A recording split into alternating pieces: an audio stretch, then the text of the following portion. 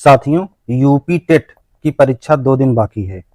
आज हम आपको 30 प्रश्न गणित का बताएंगे। 30 प्रश्न आप देख लीजिए तो आपका यूपी टेट में लगभग सभी प्रश्न फंसने के ज़्यादा चांसेस हैं। तो चलिए शुरू करते हैं। देखिए, पहला प्रश्न है 3 क्रमिक प्रतिशत परिवर्तन प्लस 20% यानी कि 20% बढ़ा है, माइनस 25% यानी कि 25% घटा है, और फिर प्लस 30% यानी कि 30% बढ़ा है। तो लास्ट में कुल परिवर्तन ज्ञात करें। ठीक, तो देखिए, पहले 20% बढ़ा है। 20% बढ़ने का मतलब है कि 100 में 20 जोड़ दीजिए तो 120% हो गया। 120% का मतलब है कि 1.2। फिर 25% घटा है। 25% घटने का मतलब है कि 100 में से 25 घटाएंगे तो आ गया 75%। 75% का मतलब है कि 0.75। फिर 30% बढ़ा है। 30% बढ़ने का मतलब है 100 में 30 जोड़ेंगे तो 130% हुआ। 130 का मतलब है कि 1.3। अब देखिए, कुल परिवर्तन लिखेंगे। कुल परिवर्तन बराबर होगा, इन्हीं तीनों का आपस में गुणा कर दीजिए और एक घटा दीजिए, अर्थात 1.2 गुणे 0.75 गुणे 1.3 ऋण 1, यही जो आएगा उत्तर होगा।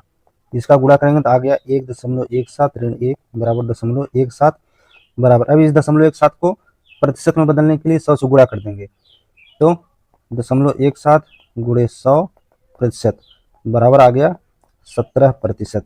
ये उत्तर होगा हमारा, यानी यहाँ ऑप्शन बी सही है, ऑप्शन बी। ठीक, अब दूसरा सवाल देखिए। एक वस्तु की कीमत में x% की वृद्धि की गई। अब यदि x% की कमी कर दी जाए तो मूल कीमत से 4% कम हो जाती है। जो मूल कीमत होगा वह 4% कम हो जाती है। तो x का मान ज्ञात कीजिए। देखिए, जहां कहीं ऐसा प्रश्न है आप तुरंत सूत्र लगाइए, x² बटे 100 बराबर 4। इसी को हल कर दीजिए, जो आएगा उत्तर होगा। x² बराबर हो गया 4 गुणे 100, तो x बराबर होगा √4 इंटू 100 बराबर 20। यानी हमारा उत्तर क्या होगा, x का मान क्या होगा 20। ऑप्शन ए सही है यहाँ पर। ठीक, देखा, इस सूत्र से, ये सूत्र आप जरूर याद करिए। जहां कहीं इस तरह के सवाल आए तो आप ये सूत्र जरूर लगाइए। चलिए तीसरा सवाल देखते हैं। किसी चुनाव में एक उम्मीदवार है x को 60% वोट मिले और वह 480 वोट से जीता, तो कुल वोटों की संख्या ज्ञात कीजिए। देखिए, जो उम्मीदवार जीता है उसको 60% वोट मिला है। इसका मतलब जो उम्मीदवार हारा होगा उसे 40% वोट मिला होगा, क्योंकि कुल वोट 100% है ना। अब देखिए, हारने वाले से जीतने वाला 20% वोट ज्यादा पाया है, और जीतने वाला इसी 480 वोट से जीता है। इसी को हल कर दीजिए। 20% पे 480 वोट है, तो पूरे 100% पे कितना होगा, 480 गुणे 100 बटे 20, काट दीजिए, आ गया 24। ये बराबर हो गया 24 गुणे 100 बराबर 2400 वोट। ऑप्शन ए सही है यहाँ पर। चौथा सवाल देखिए। किसी बहुफलक यानी कि पॉलीहेड्रन के 12 फलक तथा 20 शीर्ष हैं, इसके किनारों की संख्या कितनी होगी। देखिए, इसके लिए एक सूत्र है कि शीर्ष बराबर होगा फलक, हाँ, किनारों की संख्या बराबर होगा फलक धन शीर्ष -2। इसी पे लगा दीजिए, आगे सवाल। फलक यहाँ पर 12 है तो एफ के स्थान पर 12 रखेंगे, फिर शीर्ष 20 है तो 20 रखेंगे और ऋण 2 घटा दीजिए, 32 ऋण 2 बराबर 30, यानी कि शीर्ष होगा 30। शीर्ष हमारा यहाँ 30 होगा, 30। ऑप्शन बी सही है यहाँ पर। चलिए, अब जो है कि पांचवा सवाल देखिए। हाँ, ये देखिए, ये बहुत अच्छा सवाल है। निम्न आंकड़ों के लिए mean plus mode plus median plus range का मान ज्ञात कीजिए। देखिए, ये जो आंकड़ा दिया है यहाँ पर, ये इसको सबसे पहले जो भी आंकड़ा हो उसके आप आरोही क्रम में लिखेंगे, क्योंकि यहाँ पहले से आरोही क्रम में है। इसको देखिए, यहाँ लिखिए 2 3 5 5 6 7 8। ठीक, अब देखिए पहले मीन निकालेंगे। मीन का मतलब होता है माध्य, माध्य का मतलब होता है कि इन आंकड़ों का योग बटे इसकी संख्या, इसको जोड़ दीजिए। 5, 5, 10, 15, 21, 28 और 36।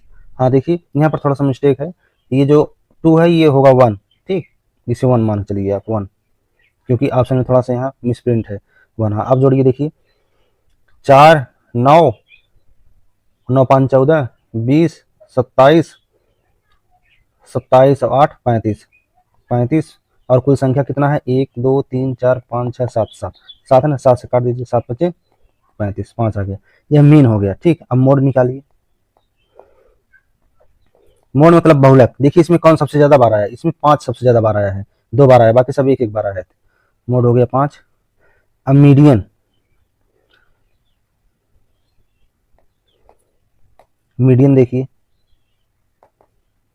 मीडियन का अर्थ है कि जो एकदम बीच में पड़े। बीच का मतलब यह है कि अगर संख्या 8 है तो जो बीच में होगा वही जो है कि मीडियन होगा, और अगर जो सम अगर संख्या होगी, जैसे इसकी संख्या अगर सम होगी तो जो बीच में पड़ेगा उसका हम औसत निकालेंगे। यहाँ देखिए 1, 2, 3, 4, 5, 6, 7, 7 संख्या है ना, यानी कि 8 है, तो इसे इधर और इधर से 2 काटिए, इसको काटिए, फिर इसको काटिए, फिर इसको काटिए, देखिए बीच में 5 बच गया ना, इसका मतलब मीडियन हमारा 5 है। रेंज, अब देखिए रेंज क्या है, रेंज का अर्थ होता है जो सबसे बड़ी संख्या हो उसमें से छोटी घटाएंगे। सबसे बड़ी 8 है और सबसे छोटा 1 है, तो 8 ऋण 1 बराबर 7। अब सबको जोड़ दीजिए, सबको जोड़ करने कहा है ना, देखिए यहाँ पर 5 + 5 फिर +5 +7 जोड़ दीजिए, 5, 5, 10, 15, 15, 7, 22, ये उत्तर आ गया 22, यानी कि हमारा ऑप्शन सी सही है यहाँ पर। ठीक, अब चलिए देखिए छठवां सवाल, यदि ए बी से 25% अधिक है तो बी ए से कितना कम होगा। बी जो है कि ए से कितना कम होगा, इसके लिए सूत्र है x बटे 100 धन x। देखिए जब कम पूछा है तो यहाँ धन लगाएंगे, और जब अधिक पूछा होता है तो यहाँ ऋण लगाते, गुणे 100, इसको हल कर दीजिए, उत्तर आ जाएगा। यस का मतलब ये 25%, 25 बटे 100 धन 25 गुणे 100, यह बराबर हो गया 25 बटे 125 गुणे 100। काट दीजिए, 25 से 25, 25 पंजे 125, 5 5 5 100 आ गया 20, यानी कि 20%। अगर ए बी से 25% अधिक है तो बी ए से 20% कम होगा, यानी ऑप्शन सी सही यहाँ पर। ठीक, अब देखिए 7वां सवाल। ये बहुत इंपॉर्टेंट सवाल है।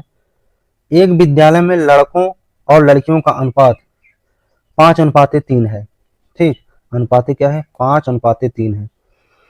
यदि 20 लड़के विद्यालय छोड़ दें और 20 लड़कियां प्रवेश ले लें तो नया अनुपात 4:4 अर्थात 1:1 हो जाता है। प्रारंभ में लड़कों की संख्या कितनी है। देखिए जब वो छोड़ दे रहा है, 20 लड़के छोड़ दे रहे हैं और 20 लड़के चली आ रही हैं, तो अनुपात हो जा रहा है 4:4। यहाँ देखिए 5 से 4 एक कम है, और 3 4 से 5 जो है 4 से एक ज्यादा है, और 3 4 से एक कम है। ठीक, इसके लिए देखिए एक भाग बराबर होगा हमारा 20। ठीक, ये 20 छोड़ रहे हैं, एक भाग हमारा 20 हुआ, इसलिए लड़कों का अनुपात प्रारंभ में कितना है 5 है, इसलिए 5 भाग बराबर हुआ, ऐसे लगाएंगे 5 भाग बराबर हुआ 5 × 20 बराबर 100, ये उत्तर हुआ, ऑप्शन बी सही यहाँ पे। चलिए अब 8वां सवाल देखिए। हाँ, भिन्ने 12/38, फिर 19/58, फिर 15/43, फिर 17/54 में कौन सबसे बड़ी है।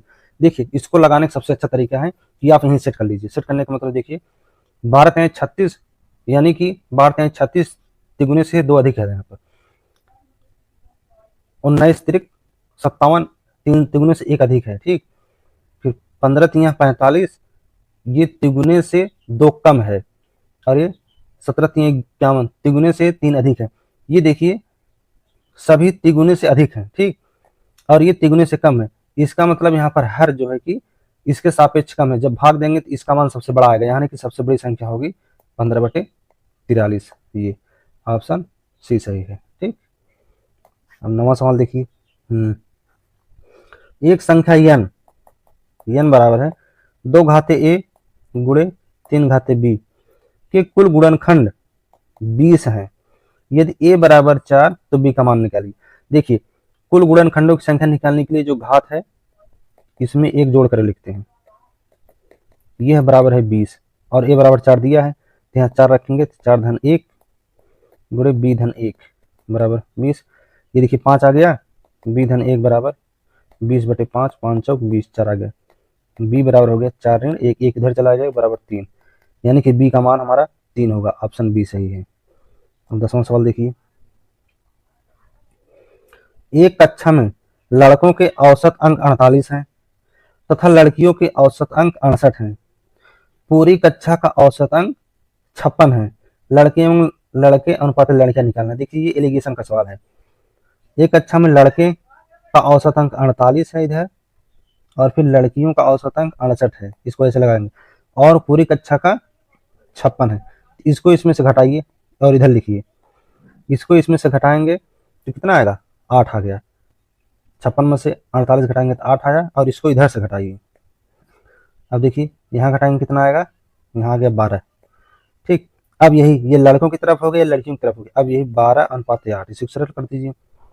4 3 12, 4 2 8 बराबर होगा 3:2। यही उत्तर है, 3:2। ऑप्शन बी सही। देखिए ऐसे सवाल आते हैं परीक्षा में, और अगर आपको ये नियम पता होगा तो आप सवाल तुरंत लगा लेंगे, मुश्किल से 5 सेकंड में। चलिए 11वां सवाल देखिए, समान ब्याज दर पर 2 वर्ष में किसी धनराशि पर साधारण ब्याज 120 तथा चक्रवृद्धि ब्याज 123.60 है, तो मूलधन कितना होगा। जहां कहीं ऐसा सवाल हो आप तुरंत ये लगाइए। देखिए साधारण ब्याज 2 वर्ष का 120 है तो 1 वर्ष का 60 होगा, तो 60 गुणे 60 कर दीजिए। 60 गुणे 60 बटे ये देखिए 123.60 माइनस 120।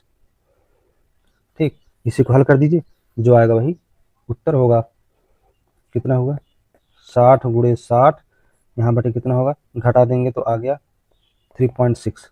3.6 हुआ ना, इसको गुणा कर दीजिए 36, और दशमलव हटाएंगे तो यहाँ की 0 आ गया, यहाँ पर 36 आया, काट दीजिए, आ गया 1000। उत्तर क्या होगा हमारा, मूलधन 1000 होगा। ऑप्शन बी सही यहाँ पे। चलिए 12वां सवाल देखिए,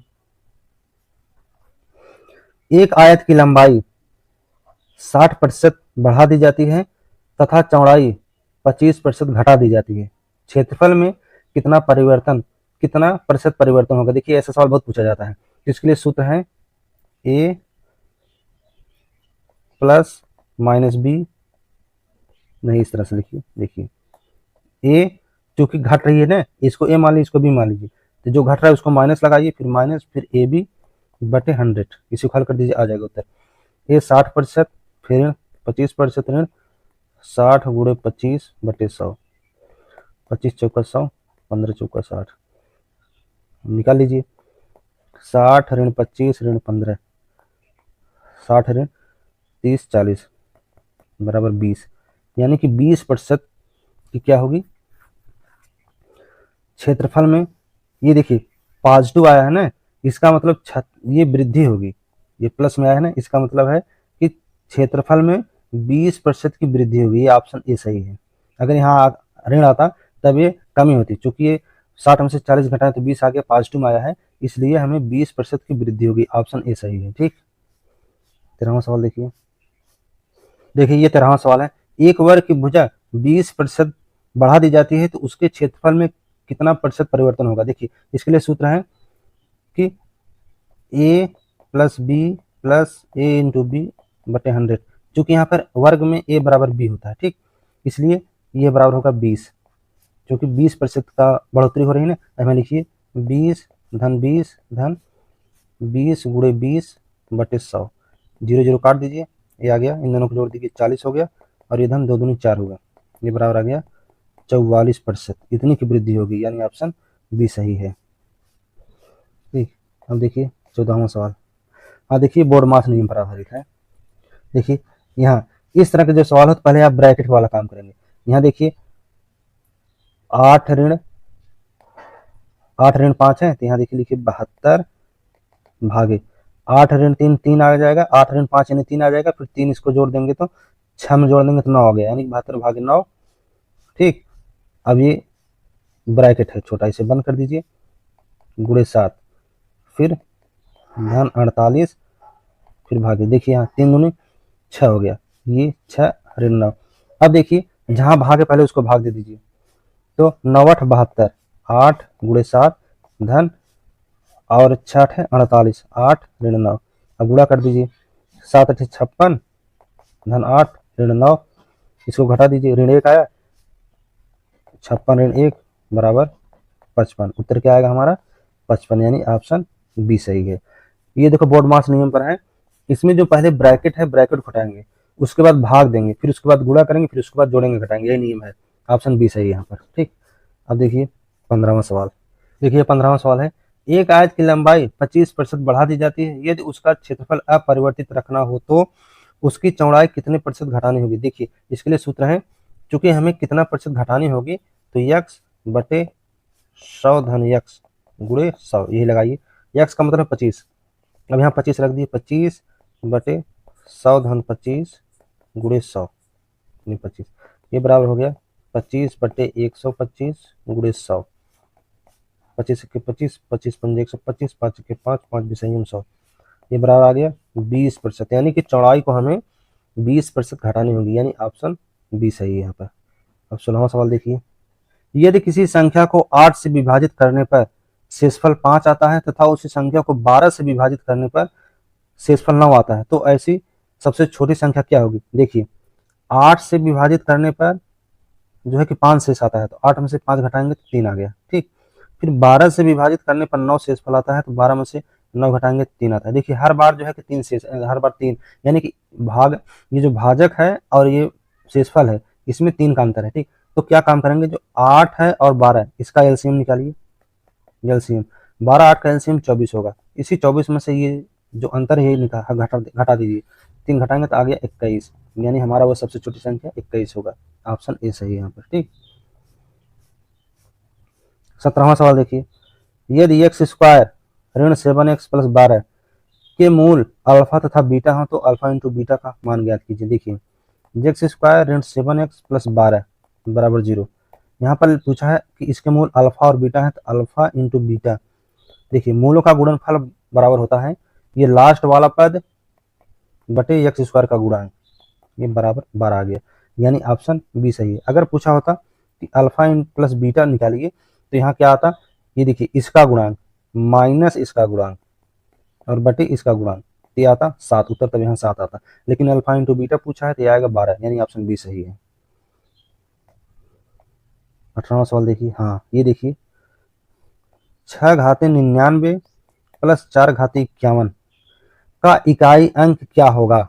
देखिए 6 की कोई भी घात हो, ठीक, उसका इकाई अंक हमेशा 6 आएगा, तो यहाँ 6 लिख दीजिए, धन, अब देखिए 4 है,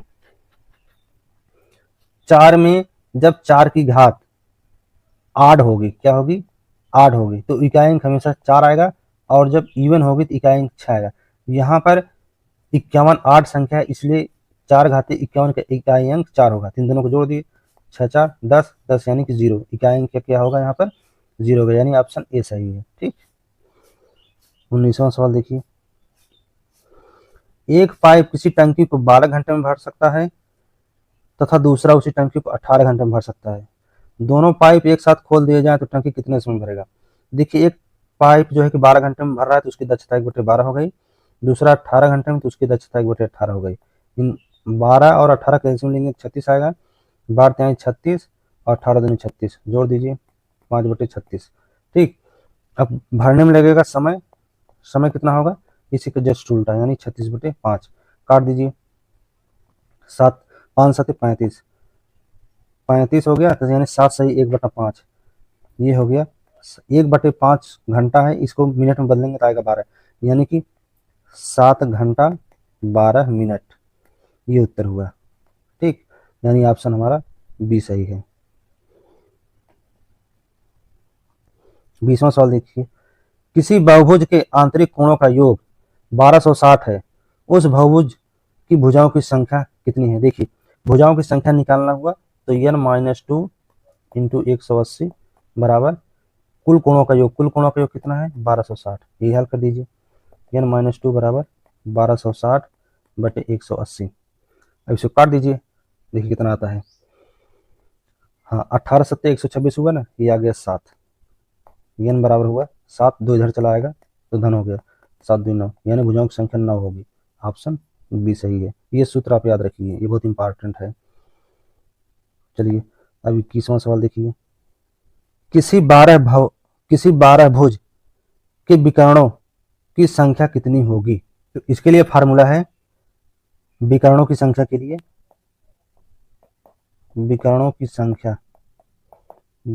संख्या बराबर होगा n इंटू n-3/2, क्योंकि 3 भुजा से जो है कि 4 भुजा से एक चतुर्भुज बनता है तो उसमें एक विकर्ण बनता है, इसलिए यहाँ 3 घटाया जाएगा, तो ये बराबर हो गया n मतलब भुजाओं की संख्या 12 गुणे 12-3/2, ये बराबर हो गया 12 गुणे 9/2, 2 6 12, 6 गुणे 9, 9 6 54, यानी विकर्णों की संख्या 54 होगी।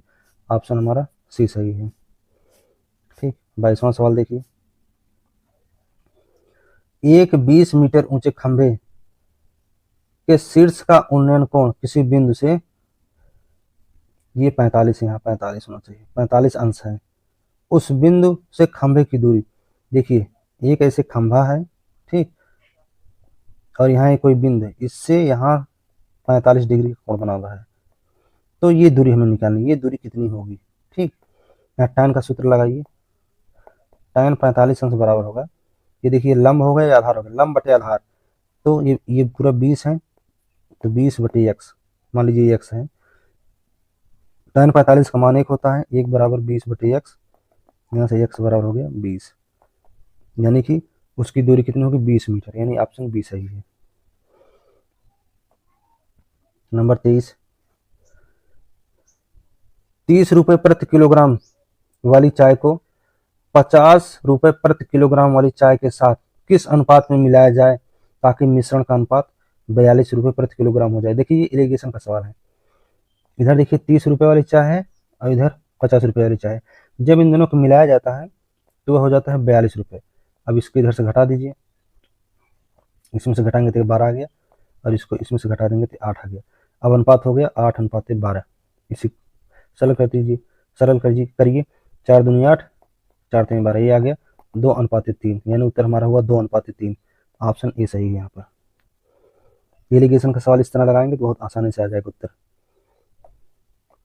24वां सवाल है, ए और बी की कार्य क्षमता का अनुपात 3:5 है, कार्य क्षमता का अनुपात 3:5 है, बी किसी कार्य को 24 दिन में करता है, तो ए उस कार्य को कितने दिन में पूरा करेगा। देखिए ए और बी का कार्य क्षमता का अनुपात है 3:5 और बी 24 दिन में करता है, इन दोनों को गुणा करिए, 24 गुणे 5 और 3 से भाग दे दीजिए, 3 8 24, 8 5 40, यानी कि ए जो है कि वह 40 दिन में पूरा करेगा।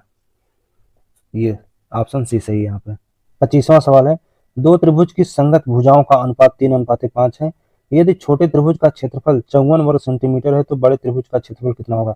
देखिए भुजाओं में अनुपात 3:5 है, तो उनके क्षेत्रफल में अनुपात इसका वर्ग होगा, 9:25 होगा।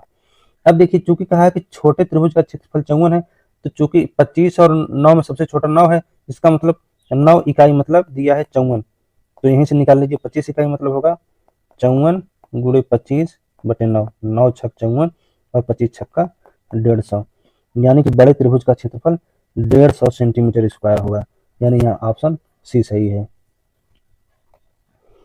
26वां सवाल देखिए, यदि दो त्रिभुज सर्वांगसम है तो निम्नलिखित में से कौन सा कथन सदैव सत्य होगा। सर्वांगसम होंगे, देखिए जब त्रिभुज सर्वांगसम होगा तो उनका क्षेत्रफल भी बराबर होगा, उनकी संगत भुजाएं और संगत कोण बराबर होंगे, उनका परिमाप बराबर होगा, यानी कि सभी बराबर होंगे। तो ऑप्शन क्या सही है, ये डी वाला, उपरोक्त सभी।